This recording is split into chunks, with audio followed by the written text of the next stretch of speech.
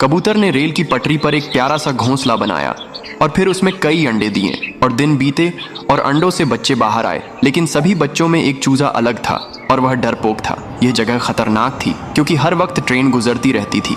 एक दिन कबूतर दाना लेने जाती है, तभी एक ट्रेन आ गई। सभी सफेद चूजे घोंसले में बैठे रहे, लेकिन पीला चूजा डर के मारे भागने लगा और ट्रेन गुजर गई। जब कबूतर वापसी आती है तो सारे चूजे सारी बात बताते हैं। कबूतर पीले चूजे को ढूंढने लगती है, लेकिन कोई नाम निशान नहीं होता है। फिर कबूतर रोने लगती है। फिर किसी ने लाइक सब्सक्राइब नहीं किया।